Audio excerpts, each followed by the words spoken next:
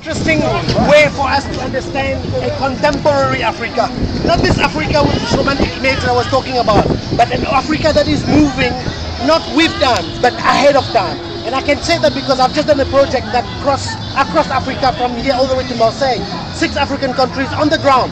And what we have seen on the ground is actually phenomenon that we can't even start by perceiving. Globalization is not coming from the West. It has come, but it's going back. And these times, with all the migration of black people into the world, it's actually quite a different reverse of a global phenomenon. And that's what we have experienced. But in Durban, what represents that? It's here. We have the Muti market. That was another project. The Muti market, it is a pharmacy. It's the same thing that we buy when we go to a pharmacy that's crushed in a powder that's compressed into a pill. But we're afraid of it because we think it's tribal. We think all of the things that we shouldn't think. But the conditioning of society make us not being able to get out of that. That's all right. But it doesn't mean that we are not to blame for not investigating for ourselves. Anyway, this notion of trust-based is there's not even doors here. Talk about security. There's no doors. And the interesting thing about space philosophy is that this pharmacy, which is about healing, physical healing, spiritual healing, it is open on a thoroughfare between the station, the city, and on the other side, the township.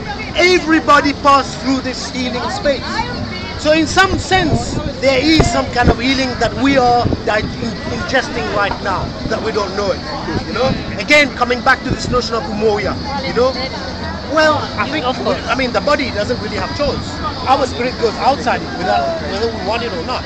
It's beyond us because we breathe air. It's physical. Yeah.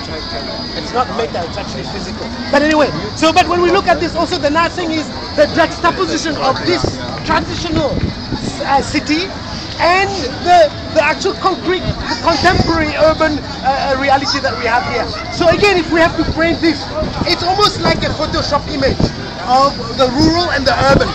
And like we know, the rural and the urban doesn't exist anymore because of the cell phones. The rural has become the urban, and the urban has become the rural. So this, for me, is that image. And it's here in Durban. That means that Durban is very special. It's not in Cape Town or in Durban. I'm sorry, I have to make my opinion.